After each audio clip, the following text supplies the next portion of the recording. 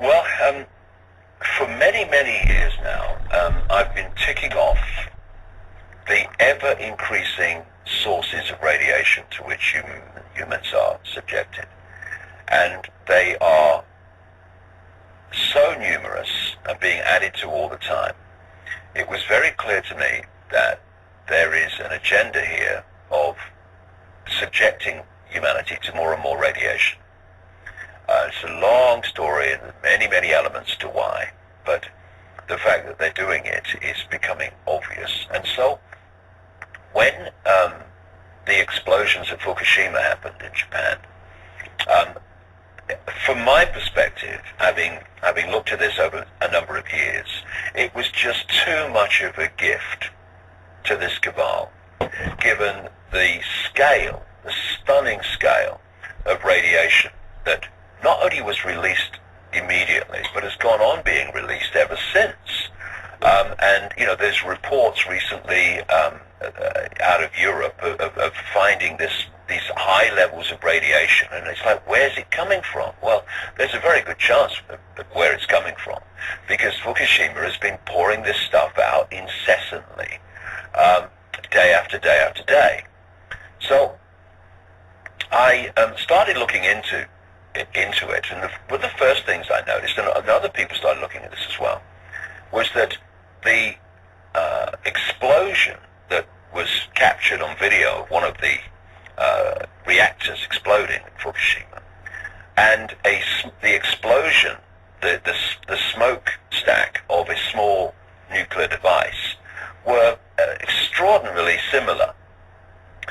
So I then started looking at anything that could have explained this, and I came across the fact that in the years leading up to Fukushima, those reactors and that site in general had installed a new surveillance camera and sensor system with these this technology put into the reactors and other parts of the site. And when you look at it, you know today that technology is getting ever lighter, it's getting ever smaller, and yet when you looked at these cameras and sensors that were installed into Fukushima in the months before this happened, they were like ludicrous. You know, you get these little tiny kind of mobile phones now, and yet when mobile phones started, they're about that blooming big, and you're just holding your ear with two hands, you know. Well, that was the kind of difference between the kind of surveillance technology you see normally now and these things. They weighed 1,000 pounds. And then when you put one of those next to what they call a gun-type nuclear weapon, which is a small nuclear device, if you take the casing off the gun-type nuclear weapon, what is inside is, shall we say, not a million miles from what these cameras and sensors look like. And it was, you know, with other information, it was my view, I concluded that these were small nuclear devices and that Fukushima was blown up on purpose to release that radiation as part of this much wider radiation agenda to irradiate the atmosphere of the planet much more than it has been up to this point. And then I asked the question, who put these devices in, these sensors in? And it turns out to be an Israeli company located at Dimona in Israel. And Dimona is the location of the massive Israeli nuclear weapons program. And I can tell you from 22 years of research, there is no such thing as an Israeli security company that is not a front for Mossad. It's not allowed. And then there was a man called Arnie Gunderson, who's a nuclear engineer, and he made a speech in Boston, and it was almost like an alert. It was like, hey, we found something about Fukushima which should not have happened, and this has great implications for containment design and nuclear design. And what he'd found from the footage is that the explosions at Fukushima moved so fast that they passed the speed of sound and entered the realm of what is known as a detonation wave. And as he pointed out, a nuclear explosion at a nuclear plant like that should never ever become a detonation wave.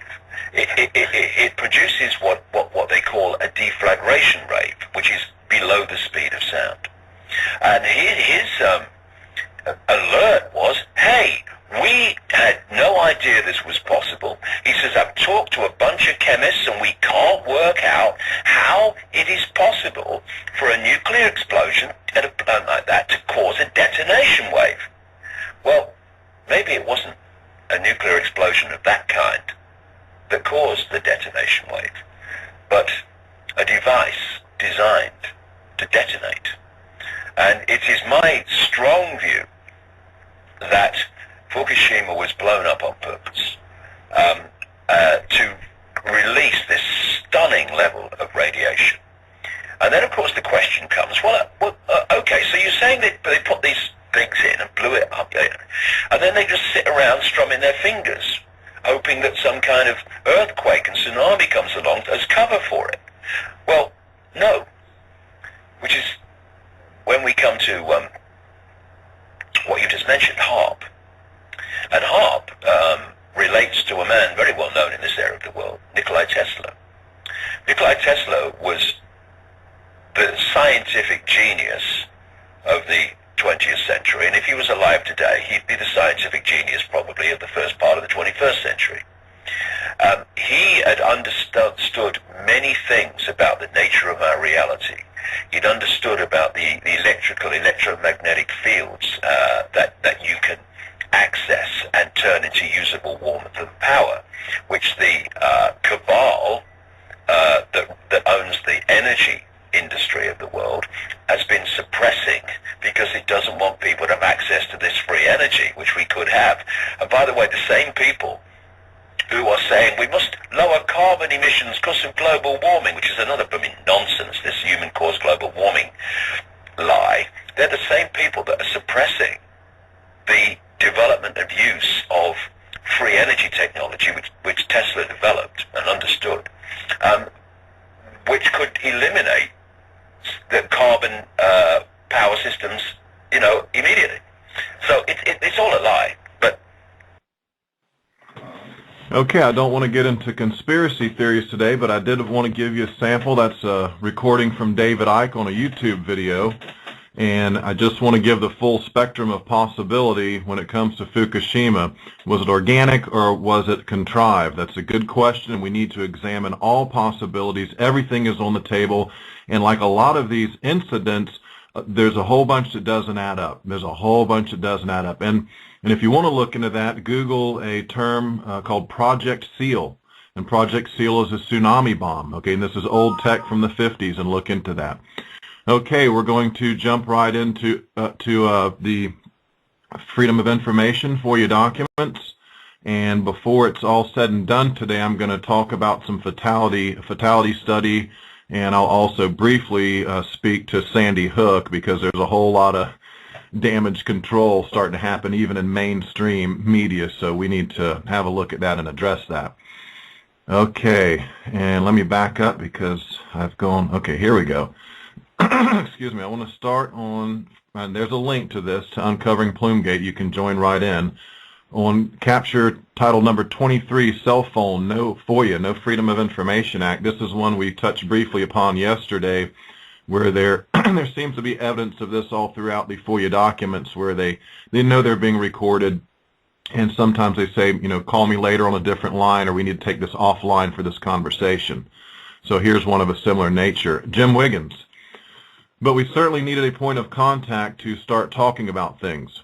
And some heavy redaction. Yeah, this is redaction. Jim Wiggins, okay. Redaction on this case looks like someone's name. We don't get to see who the name is. And let me give you my cell phone too, because that's how kind of our operating right now. Jim Wiggins, yeah. Redaction. It's redacted. Jim Wiggins. Okay, great. Redacted over the name again. Hey, Jim, is Bill Borchardt in today? Because I'd like to talk with him. Jim Wiggins. Yes, I can give you his inside line. You might still catch him.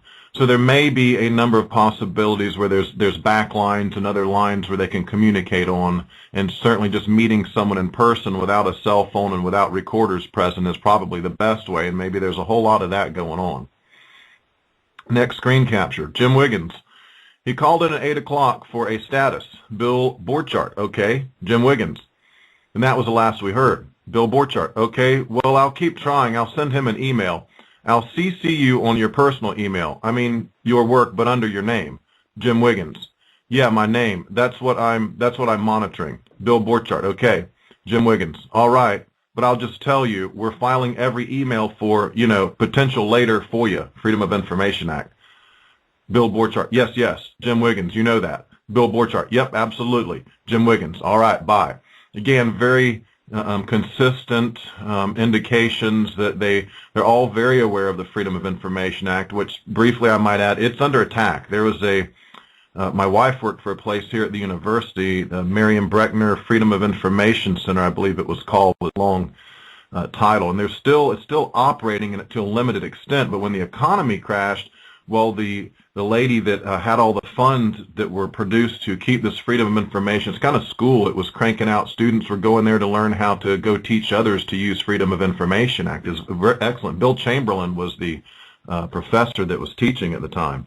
But it downsized. Now it's just one guy. It's a strange story, too. I ought to tell it one time. But the upshot of it all is it's not what it used to be. It's not. It's like they cut it back. They downsized it. It's not turning out the number of students they used to so aggressively that go out and pursue teaching others how to use the Freedom of Information Act. So it's bad enough that they are aware of the Freedom of Information, and some conversations are taken offline. There's a lot of redaction, but also in a larger extent, if you look around, I guarantee it's not just the University of Florida. I bet it's everywhere that there's a Freedom of Information program. If there are any others, I'm not familiar with them, but I'm sure they're under attack all over the place. This is one of the things they'd like to see just go away and disappear. Excuse me. Next screen capture. This is about seawater. They talk about this quite a bit in the FOIA document, spraying the damaged plants with seawater. That's how bad the situation is there. Make no mistake, at the point you have to bring a concrete truck in and start shipping billions of dollar pumps from Australia, you are not prepared to handle an emergency of this extent. This is very clear in the documents. Chairman Jaxco, what I'd like to try and do, hopefully you got the messages, is just kind of remind me what our priorities were since the last turnover, what our priorities are going to be going forward, and then any updates. We don't have to do them in that order. If you want to start with the updates, that would be fine. Brian Sharon. Okay, Chairman, this is Brian Sharon. The top priorities are units, continue the steps with radiological conditions, dose projections, and the protection action recommendation. Obviously, we're trying to provide technical assistance to the U.S. ambassador in Japan. We've been working closely with Chuck Castro and his team in terms of the request that they've had from us, to try to provide them with some information as well as just some, brainstorming some ideas. For example, last night, the Japanese were concerned about continued seawater circulation through the reactors because that basically turns the reactors into a big desalinization plant. Okay, I'm going to stop right there, and there's been quite a bit of discussion in the documents about what happens when you blast these things with seawater. Does it cake up with salt? What kind of reactions are going on in there? A lot of this has never before happened. This is new territory that they're treading, so it's all just to study and kind of see what happens. Besides the fact, then you have this contaminated seawater that has biological material in it. When you go to seal stuff back up and run pumps and circulate water, I read where there's a big concern that when you do that, you can get green algae and strange stuff growing in there. So the fluid they use to cool these reactors, you have to keep in mind, it's kind of like, think of it as like a distilled water would be what we would equate it to, that you would use for your antifreeze or, something to that effect, a very high quality fluid. There is no salt, there's no biological material in it. It's just, it's perfect, and it has to be that way. Once you introduce these foreign substances, well, folks, it's just not that easy. You can't just flush it out. Where does all this salt water go that they're spraying all over the place? And here later they mention their worry about turning the ground to mush because they're spraying so much tonnage of water, literally an incredible tonnage of water, and then is the ground going to turn to mush? That was a concern too. Now, why is this relevant? Because over here we have Mark I containments, we have Mark II containments in the United States, we have a lot of old power plants that have been relicensed. That is a big concern. What's happened over there is a great example to look at and say, hey, how did they respond to that?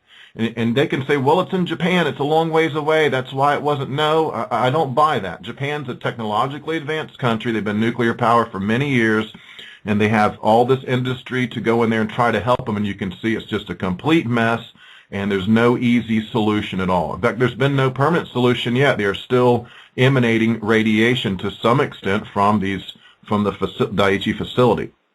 So back to the screen capture. So, for example, last night the Japanese were concerned about continued seawater circulation through the reactors because that basically turns the reactors into a big desalinization plant. The water boils off but leaves a residual salt. And the concern was that if they do that for too long, you get a big salt buildup, which could either affect heat transfer in the core through to the fuel or even perhaps start to partially plug of panels. Chairman Jaxco, Brian Sharon. And so the concern the Japanese had was, how can we get fresh water in? And they were concerned that they couldn't access the reactor because of the high dose rates. And so they asked us if we had any ideas on how they might reduce those dose rates in order to get closer and maybe try to access the primary system to get some fresh water supplies. Although we still don't know if they even have any fresh water supplies that are available should they get access.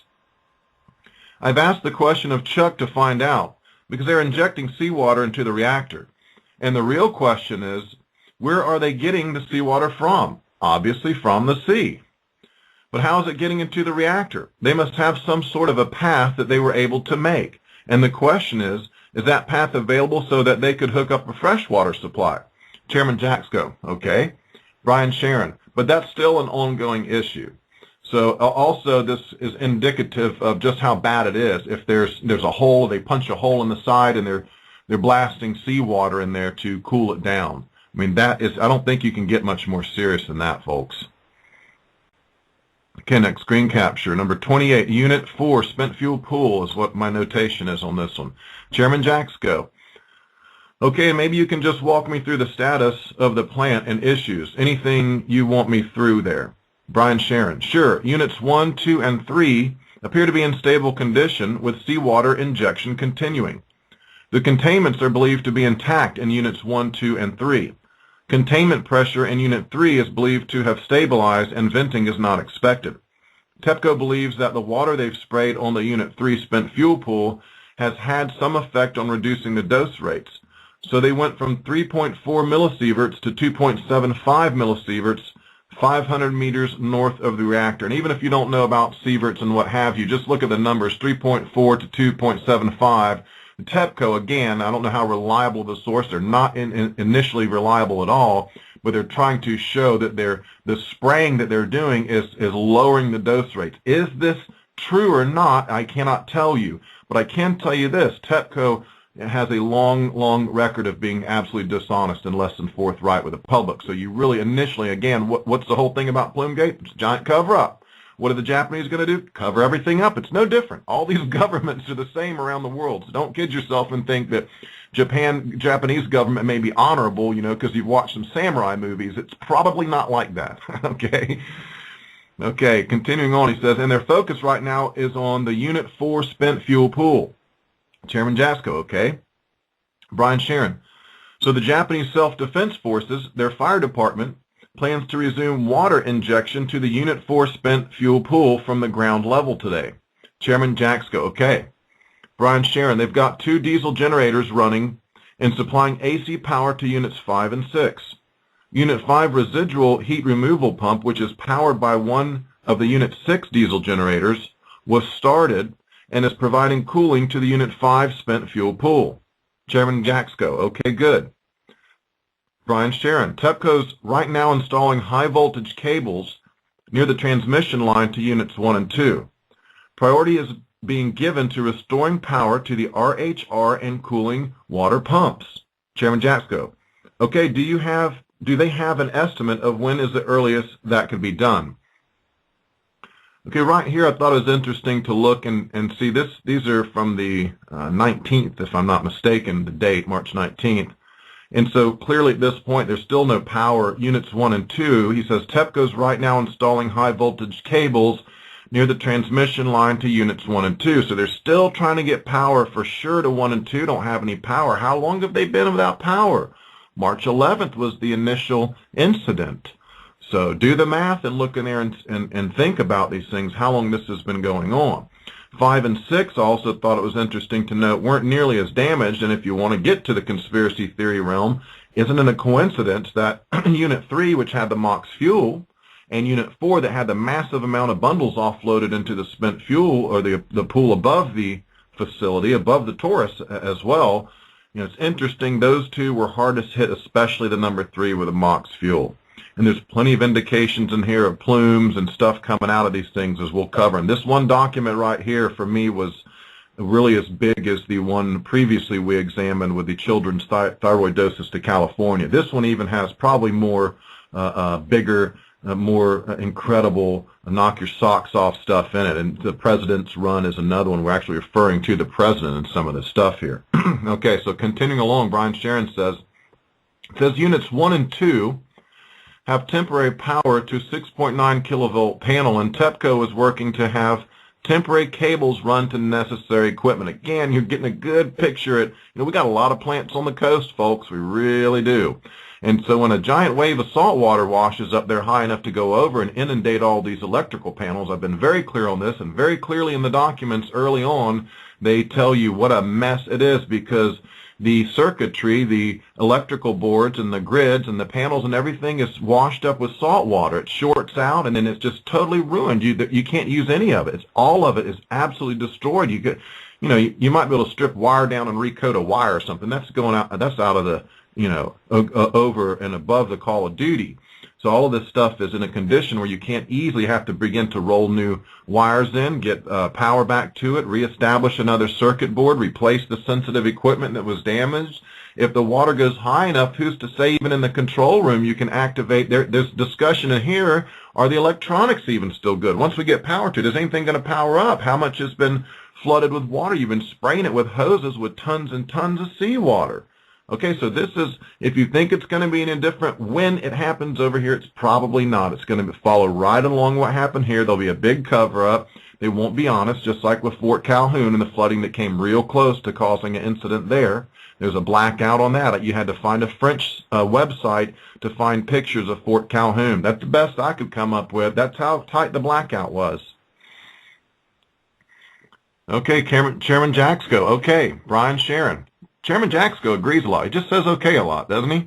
Brian Sharon, power to units 3 and 4 is planned for later, perhaps by Monday. And that's really about all we know right now in terms of where they are with electrical hookups. So by the following Monday, they're saying they'll have power to units 3 and 4. That does not mean that the control rooms are up and operating, all the equipment's good. That simply means there's a hot line in there, and they can hook into that and then begin to use that to power, they could power tools and stuff to begin to make repairs and effect repairs, okay? But you at least have a source of power, but no, it's not the entire power grid, and wires and boxes and everything are not replaced magically and become brand new. It just doesn't work that way. Unfortunately not. Might I remind you, solar cell technology, if they would release and stop suppressing patents, we could have more than 20% efficient solar panels. If they quit spraying the chemtrail planes all the time and quit the global dimming, well, we could all power, and if you had a government program to help everyone get these solar panels, it's a matter of national security. And in my mind, it's an absolute matter of national. You can either settle for a very dangerous position with these nuclear plants that if you take the route David Icke talks about, we're worried there's a rogue element that can use these to blackmail countries. They trick you into having a nuclear power plant, say, hey, it's a great monopoly, your people can't reproduce it, you make a lot of money, GE will sell you the plant. Then later on, what do? Well, any number of ways you can, if we look at the Stuxnet virus they used on Iran, there's any number of ways to cause a catastrophe at a plant. So then it becomes an instrument of blackmail, and that's another extreme worry of mine because, well, I've got actual evidence on my YouTube channel. If you type in Fort Calhoun, I've got a video from 2011 where I documented HARP signatures. They were chemtrailing, and then the storm went right for Fort Calhoun, and that followed 6 weeks of heavy rains, heavy chemtrailing, heavy rains, heavy, I don't know if it's HARP or satellites or what they're using, but these signatures abound during these controlled weather events. So it's very worrisome for many of us. I don't think David Icke is far off at all. You know, you can put the shape-shifting reptilians to the side and look at everything else he says, and for sure, you know, I'm much in agreement with a lot of what he says. And the shape-shifting reptilians, hey, you can't prove nor disprove, so. Okay, let's continue right along. I don't want to get distracted with shape-shifting reptilians, although it's a very interesting subject, no doubt. He says, we're still awaiting results from NARIC. This is Brian Sharon. We're still awaiting results from NARIC. They do the plume modeling on the bounding worst-case source terms potential effects on the U.S. Great little statement from Brian Sharon right there. We're still awaiting results from NARIC, the plume modeling, on the bounding worst-case source terms potential effects on the U.S. There's plenty of references in this document right here to worst-case scenario, effects on the U.S., and the president this, president that. Okay, this was, again, why are these documents held until after Obama's election? Think about it. Why was Alex Jones and alternative media and mainstream media and all these other plenty of sites not go into these documents? Well, as I said before, I was clear. I told people Obama was going to win the election. I put my whole reputation. I said if he doesn't win, I'll shut up and go away. I'll go back to doing music. I'll do recording. I won't do another activist video or article or broadcast or anything. Well, I knew he was going to win just based on the amount of energy and effort that went into covering him on just the kind of stuff I'm reading about now. It's not quite as damning as this document here, but it's pretty close. The children's thyroid doses and plenty of other stuff in the, you know, that we've already covered. Okay, so terms potential effects on the U.S. They know all about the possibility, and when they discuss 3 Mile and Chernobyl, you know, you can only come to the conclusion that a lot of these guys, unless you just got to work for the NRC and you're green and you have no clue somehow, they know exactly what happens in a meltdown. And this one was much more serious than Chernobyl, much more serious than 3 Mile, and you got the Pacific jet stream running from Japan to the United States. So those factors alone, FOIA documents aside, folks, they know everything. They know everything. And they knew we were going to get hit. FOIA documents aside, you can't convince me they didn't know. You cannot convince. But then the documents is the icing on the cake where we can read these guys talking about, you know, worst case scenarios, U.S., California, Hawaii. Then they even talk about Obama's speech. We're going to get into that. If I can shut up, we'll get into that and read from that as well. It's super interesting. Okay, so they're focusing on this worst case. They say, Jaxco says, okay, Brian Sharon, the protective measures team here has drafted a more realistic worst case source term that is still being evaluated and is focusing efforts on this scenario. The wind direction right now is primarily from the south for the next 12 hours, and then it's expected to shift to the southeast, which would be, again, offshore. Chairman Jaxco, okay, do we have an update on the Bechtel equipment from Australia? Brian Sharon, I don't. I apologize. I was not given any new information. Okay, I think this next clip is in regards to stability, off-site power. Okay, Chairman Jaxco, he says, okay, good. Larry Camper. So it sounds like the progress is taking place there. Chairman Jaxco, good. Yeah, and I think on that, the continued thing to emphasize is some sense of urgency with that, actions that. You know, the situation seems to be stabilizing, but it's not yet what I will call long-term stability. And that, in my mind, is essentially off-site power restored and at least some degree of more normal circulation for the reactors and then stable water level in the pools. Okay, again, out of all these characters, I like Jaxco. And that's probably why he's down the road right now. They had to get rid of the guy because if you don't just totally lose your spine and let your spine turn to jelly, they need to get you down the road. You're not in full cooperation. And Jaxco initially did the 50-mile evacuation that I'm sure they were none too pleased about because that, my understanding is the previous furthest was 10 miles. They would say 10 miles is all you got to go. Well, it was bad enough. They must have had some information to say, hey, make it 50 miles. Don't take any chances. And that later panned out to be true. Throughout the documents, they say, yeah, that was right. That was the right call. But that was a red flag to everybody else to say, hey, this is pretty darn serious enough to go to 50 miles. And so then all of a sudden, people who were genuinely concerned and others that are posers like Associated Press, they began to file for freedom of information. Of course, you won't hear some of this stuff you'll never hear it on Associated Press, ever, ever. Kujasco says, good. Yeah, I think on that the continued emphasis is some sense of urgency with that. Actions that, the situation seems to be stabilizing. This makes total sense. But long-term stability, he's saying, is off-site power restored and you're having circulation in the reactors again to some extent. Stable water levels in pools. Right now there's a lot of discussion. Number 4 is dry. There's no water in it. We're not even seeing a mist coming out of it. Brian Sharon.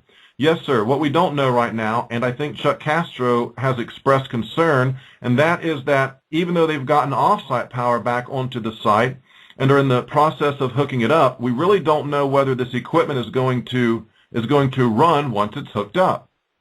Chairman Jaxco, yeah. Well, are we thinking ahead if that were to happen about, alternate pumps and other ways we can bring in portable pumps that you could, Brian Sharon? Well, that's what's coming in from Australia. Chairman Jaxco, okay, good. So that would deal with all that. Brian Sharon, yes. Chairman Jaxco, okay, good. Brian Sharon, but one of the problems was trying to find places to hook up to. Chairman Jaxco, yeah, got it. So pumps are not an easy solution. We can see that. Okay, number 33, Tokyo Rads. Chairman Jaxco, yeah, got it. Okay, other updates. The status you have for me? Brian Sharon, just updates. We've asked Jack Foster over in Tokyo on our site team to find out what he knows, what the Japanese know about increased radiation levels that they're seeing in food products. Chairman Jaxco, okay. Brian Sharon, and we're looking right now at redaction. Chairman Jaxco, okay, good. Whatever that was, they don't want you to see. It was damn serious. There's heavy depositions in the direction of Tokyo, and I tell you now, when you look at the evidence, a lot of people got dosed. Even reporters that were foolish enough to even think of flying to Japan to report, I would have never done it. I would have never done it. Very foolish. Chairman Jaxco, okay, good. Brian Sharon, and I think that is about it unless you have any questions. Jaxco, no, that sounds good. And then in terms of notifications to me, have a low threshold for my engagement if we get hung up in any interagency issues or kind of this work with the INPO, that's International Nuclear Plant Operators Organization, the INPO team, if there's any slowdowns or anything like that. Okay, now this next series about Unit 4. John Moniger. Okay, are you ready? Brian Sharon, yes. John Moniger. So we agree that Unit 4 is definitely a priority also. Several days ago, our number 1 priority with Unit 3, again, that's the one with the MOX fuel, Unit 3, and then they were going to move to Unit 4. They had done some rough calcs several days ago showing that Unit 3 was empty, and everything we have seen out here, we generally agree with their assessment that Unit 3 should be the priority.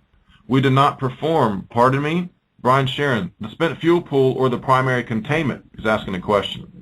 The spent fuel pool or containment? John Moniger, the spent fuel pool. Brian Sharon, okay, and you can see right here in this little clip, calc several days ago showing that Unit 3 was empty. A lot of this shows exactly what they knew at that time. There's no water in the spent fuel pool. And number 4, they're very clear they don't believe what TEPCO's saying, and they don't believe these thermal scans. Later in some of these clips, we'll talk about the TEPCO's alleging to have done thermal scans, but they're maybe thermal scams because in the end they don't believe what they're telling them. John Moniger. Okay, so that was back on 3/18. It was TEPCO who had performed a calculation with regard to 6 days being left. But they said those calculations have large uncertainty in them. They have no clear indications, what the level is in the buildings. They've been trying aerial photography and all kinds of stuff, but, they really don't know.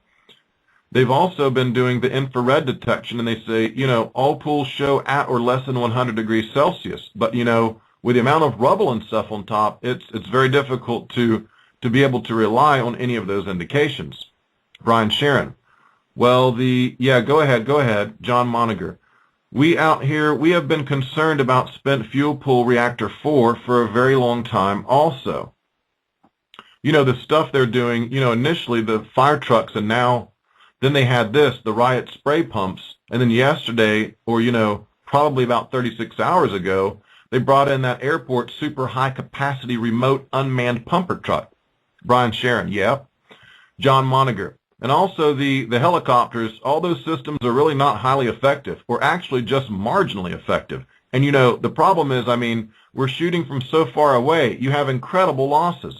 Brian Sharon, right. He's meaning, oh, he kind of goes into it, but he's meaning the further you have to spray that length of water, the jet of water, the more drops off and falls off, and you lose by the time what actually is landing on it, what actually is dripping down, what's going inside, what actually is cooling out of that whole, what percentage is actually being effective.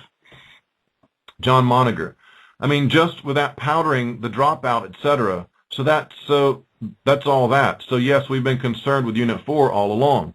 And I think Unit 4 is the one we got in a little bit of trouble with, you know, the assessments of structural integrity to the side of the spent fuel pool wall.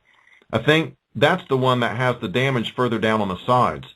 So we had some questions from right on asking whether one entire wall of the spent fuel pool had been taken out. They later came back with some drawings and some photos showing our concern with the wall. Yes, that was a major exterior concrete wall, but the spent fuel wall was a different wall that was further in. But okay. Dave Skeen, S-K-E-E-N. Hey, John, this is Dave Skeen. I'm sorry. I just caught the last part of your conversation there. I thought it was 3 we were concerned about, the wall and the spent fuel pool, because that was the one that had the largest explosion and looked like it blew out of a pretty big piece of concrete wall. John Moniger, yes. Dave Skeen, the concern with 4 was always it should have about 10 times the decay heat in there of 3, because they had to have full core offload in there. Jim Moniger, right. Dave Skeen, yet when we see pictures, we never see any steam coming out of 4, which would lead you to believe that there's no steam. There must not be any water to steam out of there. John Moniger, right. Dave Skeen, and so it seems like it must be dry. John Moniger, right. Brian Sharon, John, what right now is, you know, the fellow from Naval Reactors made a recommendation that we should get the rest of those pumps and associated equipment that's in Australia on airplanes and over to the site. The question is, I have no idea, you know, it's a nice, they say it's a wonderful thing to do, but I have no idea. John Moniger, some of this transcription may be poor, it might not make a lot of sense, it's kind of broken in some places. Clearly back there, let me back up before I go to this next screen capture. You know, you can see the severity of the situation between 3 and 4. Again, 3 with the MOX fuel, and number 4 with his incredible number of bundles offloaded.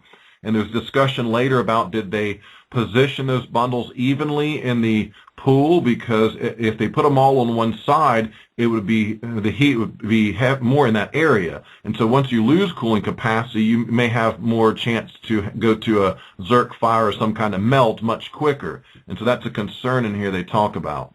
But these last ones here and the ones we're going to look at are very indicative as to the actual state of 3 and 4, and that 1 and 2 are bad, no power there, but the efforts are concentrated on these other 2. So I tell you now, probably the worst has already happened, and so much has been released now, it's an incredible amount. Okay, there's some redaction there, but then it goes on to say, so you know, I'm giving you the context, so you know, if you try to discuss the spray systems 2, 3, and 4, you know, right now one train, it is incredibly unclear what will happen with this one system when it lands in our country. The train he's referring to is the Bechtel pumping system, one unit of that pumping system, one train.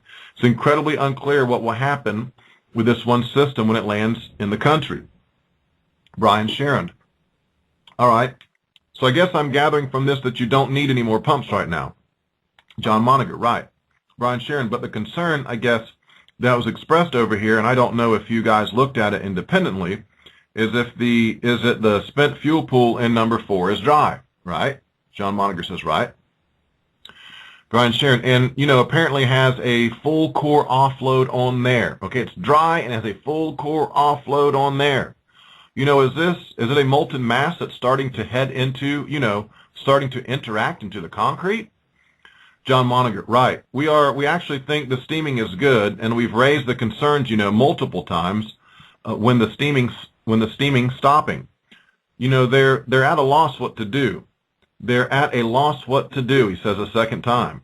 The helicopter overflights, it's reported out, and you go to the meetings and they say, so many, not hundreds, but so many tens of tons of water have been dropped, or hundreds of tons of water have been dropped. And then you look at TV and you're like, well, that cannot be like less than 10% effective due to the speed of the helicopter, the winds, etc.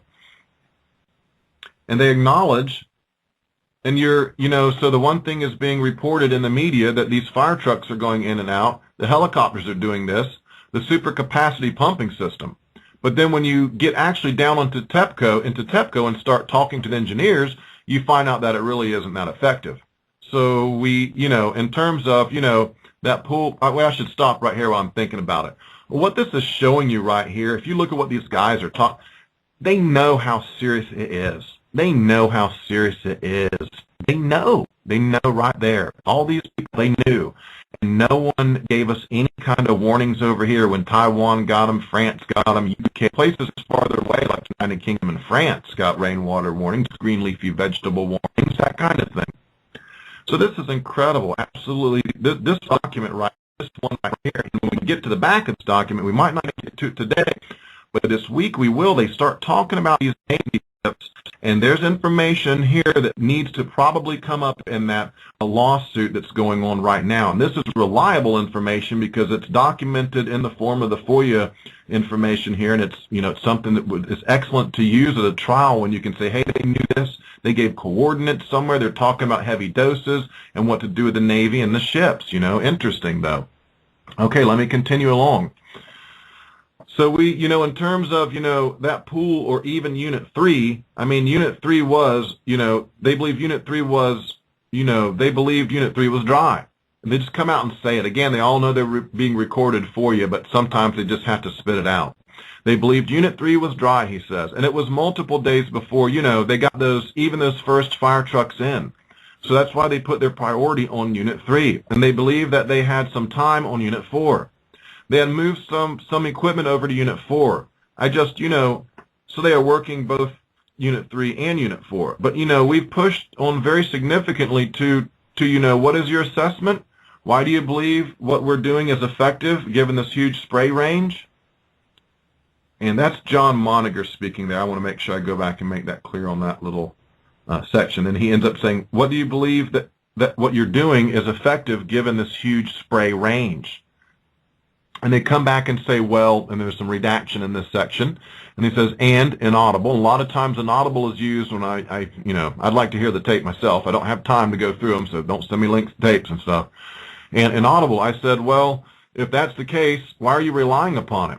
They say, if anything was hotter, redaction. I said it was our understanding throughout discussions with you guys that the Unit 1 roof did not explode outwards and all the debris go all over the place, but essentially drop down on the slab onto the pool and the refueling floor. Okay, that I thought was pretty hardcore right there. Essentially what he's saying is the Unit 1 roof did not explode outwards. It fell back in. It dropped down on the slab onto the pool and the refueling floor. And a lot of places here, a couple places, they say even if you're pumping it with a jet of water, essentially the roof is collapsed and it's covering it. It's not directly hitting it's not like a house is on fire and you pull up in your fire truck and of course you hit the fire dead on, right? It's not the same here. We have stuff falling back down on it, containment, it's nuclear power, what can I say? Beautiful, isn't it? Okay, back to the document. I said if that's the case, redaction, more or less, for all 4 sites, how can you say that? One, because the roof, is 3 inches or so of concrete. You're not comparing apples to apples. If you had a clear view of the spent fuel pool through the water, that would be fine. But one of them, you may have an entire concrete roof sitting on top. Others, you have varying amounts of debris. And there's really no response. then they're telling us all these volume of water that have been put in. And folks, I might add the Mark I containment. We have similar designs that are almost identical over here in the States. Concrete roof over it, yes. Spent fuel pool above the reactor, yes. That's the sheer brilliance of nuclear power. And we don't have time for a learning curve for them to learn after the 10th meltdown, we'll have figured it out. No, we don't have that time. We don't have it. We don't have time for another Fukushima meltdown. And if you look at Robert Alvarez's study in the spent fuel pool situation in America, crisis level. I said, hey, all right, that's fine, but I've seen it on TV. I saw the helicopters on TV. I said, had you done any back of, they want to say, we put 100 tons of water on because that's what has been pumped. I said, have you done any back of the envelope calculations? What would it take to fill that thing and throw in your losses for spraying and throw in some type of estimated losses for what may potentially be getting through this debris? No response. Then the other thing is, all right, so your fire trucks are going in, your trucks are going out, your fire trucks are going in, your fire trucks are going out. You're telling us the number of truck runs, these tons of water that have gone in there. Do the fire trucks have rad monitors on them? You should be seeing, when you get closer to the reactor building, incredible shine from the spent fuel pool. Have the rad monitors changed from truck to truck that would show some level of shielding from the pool being filled? Some level that you could assess that what you're doing is doing some good. The answer is no. We have not been looking, or no, they said. First, they looked back and forth, and the one guy said, no, there's been no change.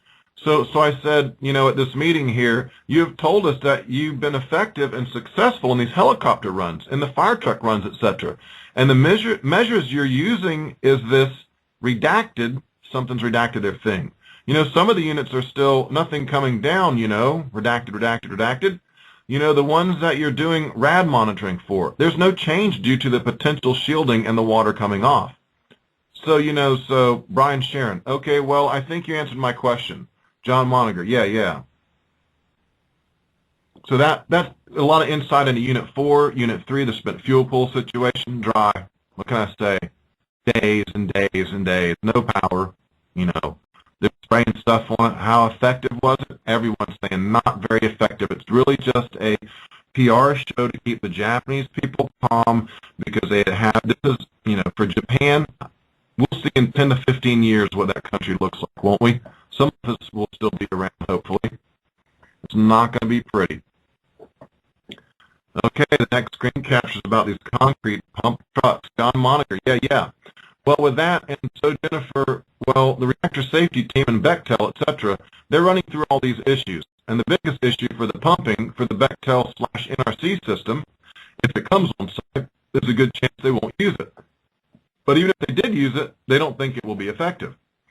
So now what we're doing is we're looking at that concrete pumper truck that they have 2 of them in Japan, and they are saying they're getting them to the site, the concrete pumping truck. The notion is to get the boom and the hose, 10 feet, 20 feet, 30 feet, whatever, right on top of the reactor building, right over the top of the spent fuel pool, and the water's just going to drop straight down. It's not a spray pattern or anything. Brian Sharon, right. So you can see that what they've been doing up to this time is largely ineffective. The Bechtel pumps, everyone has their doubts. Are we even going to be able to hook them up? Will they work right? Will they pump water? Is the water going to get in there? Can we bring concrete pumping? They're coming up with anything. They really don't have, there is no cure-all, fix-all, man. And we got these all over, not just in the States, but again, as I say, this is a weapon of blackmail when you think about it. Any country with foolish enough to build a nuclear power plant is now subject to a terrorist attack on that plant, and this was clearly stated by General William S. Cohen in 1997 at some kind of committee meeting or whatever. He was asked, he went on to elaborate about eco-terrorism, where even now people are using electromagnetic waves to set off volcanoes and earthquakes remotely. Back in 1997, our own General William S. Cohen, many of you are familiar with that and have heard this before, some of you may have not, but you can Google that and look into that. It's an absolute fact. This is a big worry of mine. These things are extremely dangerous. It's very hard for a terrorist to hold you hostage over a solar panel. Right? He can say, I'm going to blow up your solar panels. Go ahead, fool. Go ahead. I'm going to have you arrested. Right? But a nuclear power plant, And then there's this craziness, if you've seen the E&E News article about the machine gunners they're going to have to position at the nuclear plant. That's how bad it is, folks. I'm not even going to go into my Godzilla King Kong theory right now. We'll do that on another day. Okay, next screen capture. Again, about the Bechtel and the concrete pumps. John Moniger. So one of the things that you guys back there are doing, Bechtel and company, is looking at, hey, how can we use 90% of this system that is coming out from Australia and hook it into the concrete pumping truck? I mean, there's, probably 6-inch or 8-inch pipe there. You've got the boom for the concrete pumping truck, and then you've got the steel piping that actually carries the concrete. What can be done to put the T in there, some type of connect into the concrete pumping truck? One of our potential concerns with the concrete pumping truck, which is the TEPCO system, is the notion that, is that really a system that is rated for continuous 24 hours a day, 7 days a week, 365 days a year operations. We want it, and that's one of the design concepts or philosophy things was for the Bechtel system. So the concrete truck, he's saying, it's not, is it designed to go for a whole year if it had to? Maybe the Bechtel pumps are, but that's, again, it's not an easy fix, as we'll see throughout these documents. It says, put together a commercial industrial system, these pumps that are designed for continuous operation versus the concrete pumping truck, and versus the need for an operator or whatever to have to get right up close there, for refueling operations, etc. So, what our system with the rocket cannon, the guys put a huge diesel storage tank on the back of a flatbed trailer. So we agree, that Unit 4, there's no idea what's going on with Unit 4. We don't have any clear idea that Unit 3 has gotten any better. And, we've gotten a little bit of trouble out here, passing on or just even discussing assessments, And, if you guys want to talk what you're talking about before, the spent fuel pool, going through the floor, which is in my mind too, and I've mentioned it to several people, what's that going to do? Right now, the rad levels at that site are high as hell, okay? Several of us have talked about if that happens, are the rad levels at the site somehow going to skyrocket? Okay, now they're talking about the spent fuel falling through the floor, and what's beneath that? The torus. That's the big circular thing inside it's part of the nuclear reactor. Again, I'm not an expert on all this either. I'm going to have to brush back up on them. I've got some diagrams and some documents to look at these Mark I containments and study them. Okay, again, the next screen capture about pumps and rims. He's continuing from before. Let me back up. He says, okay, if that happens, are the rad levels at the site somehow going to skyrocket? Skyrocket, I mean, they're already 10 to 30 rims per hour in areas. If it goes through the spent fuel pool floor, what is that going to do to access to your site to continue to do anything for Unit 1 spent fuel pool, Unit 2 spent fuel pool, Unit 4 spent fuel pool, or the 3 reactors? So that's a concern. You understand that. Dave Skeen, yeah, we got you, John. We'll take a look at that.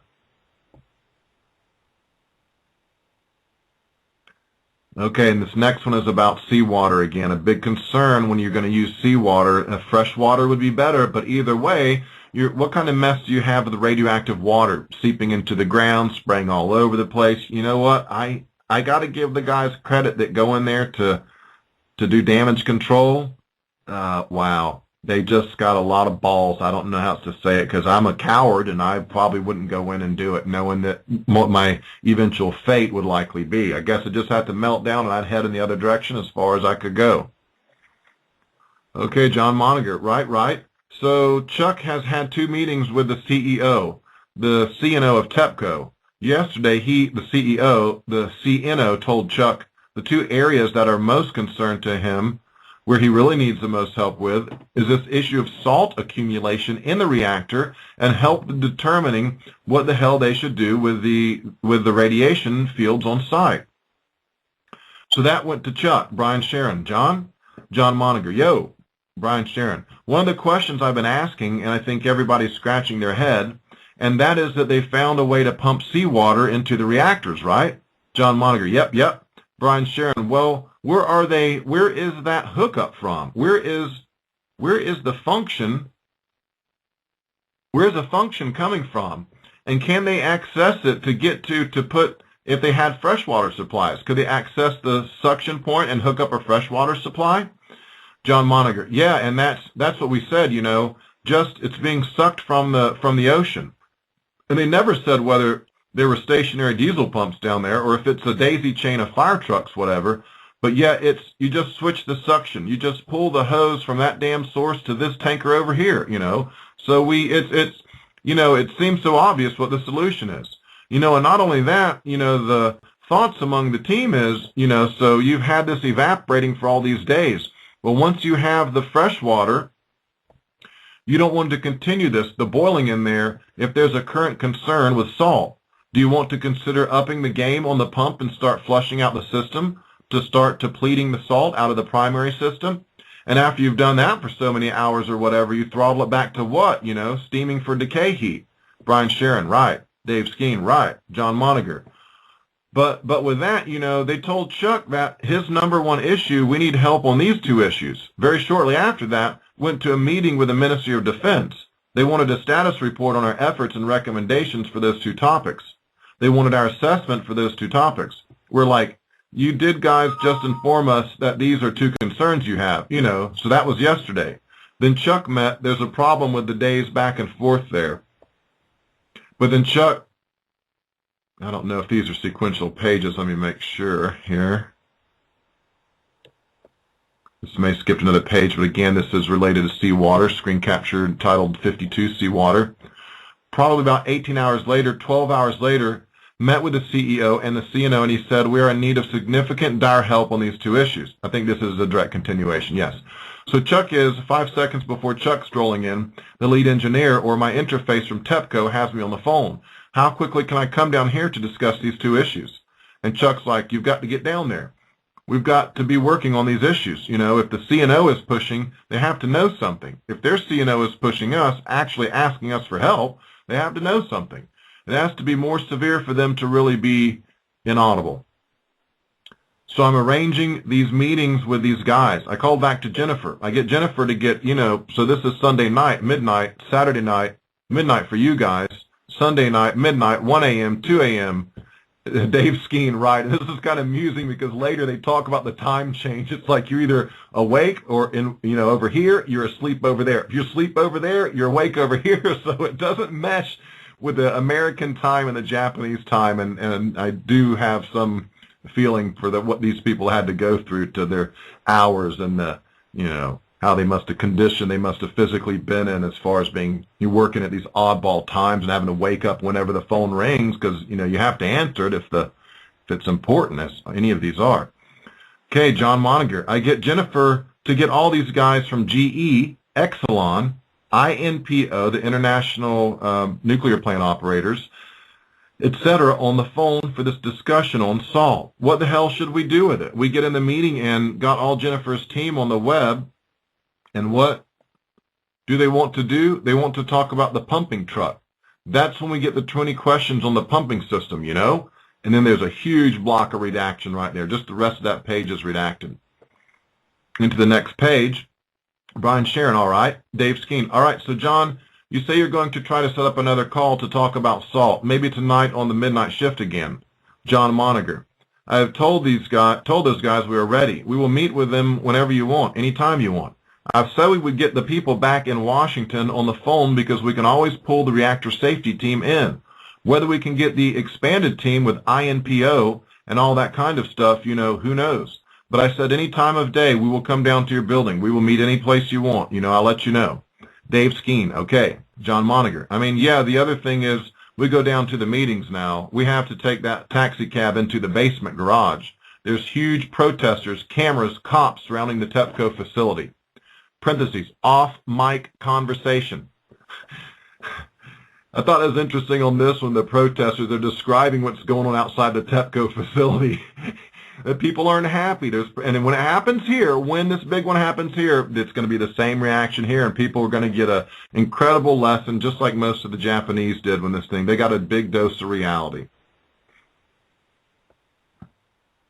So that's where we are, John Moniger says. We agree with your concerns with the Unit 4 spent fuel pool, but right now our equipment, there's too many uncertainties to say go forward with the other 3 trains. Dave Skeen, okay, well, we'll go take a look at how can we use the Bechtel system to tie into a concrete pumper truck.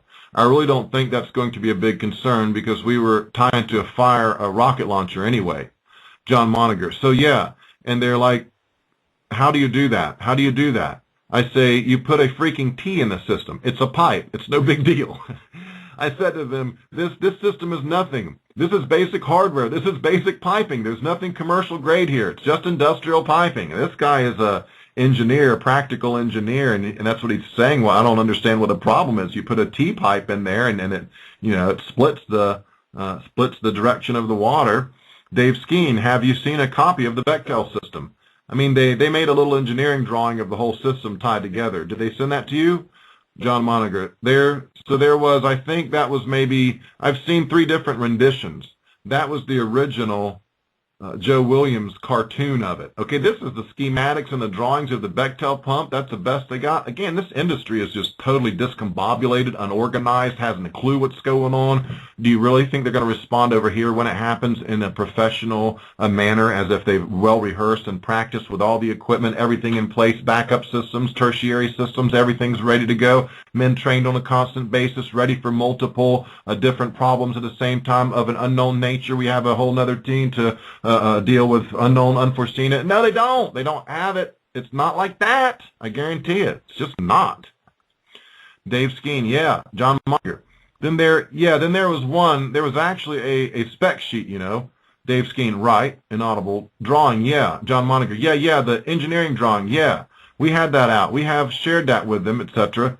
But when they came to us, today in the meeting with TEPCO, they said they're talking, this boom truck, 58 meters. Well, what happened is they were like, can we shoot up 50 meters versus 58? I said, well, yeah, it's no big deal. I said, we'll check into it. But the design specs for the water cannons were 50 meters high, and I think 100 meters out with 500 gallon per minutes. I said, if you're not telling us the 58, we think we'll be able to throttle the nozzle down to reach the 58 meters. We'll have Bechtel and all run it down. But you may not get 500 gallons per minute in there. But we said, we threw a margin in there anyway, so we said we didn't think it was an issue. But the whole issue with the 50 versus 58 wasn't for the fire rockets to reach that high. It was what they said they believed we were bringing, that they said they believed was on this flight from Australia, these super concrete pumper agitator pumps.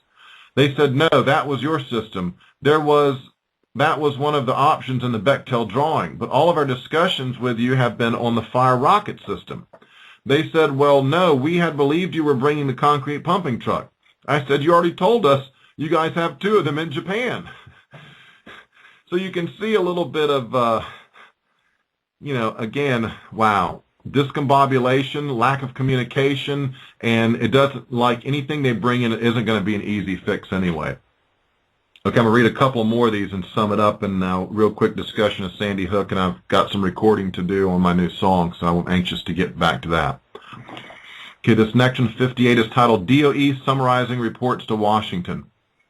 John Moniger, the meetings we go to, a lot of them the ones we go to, we're the lead with the NRC, but you've got a huge contingent of people from the Department of Defense going with us, Air Force, Navy, DOE guys are following us around, whatever. It's actually pretty good to have us all in the same room there.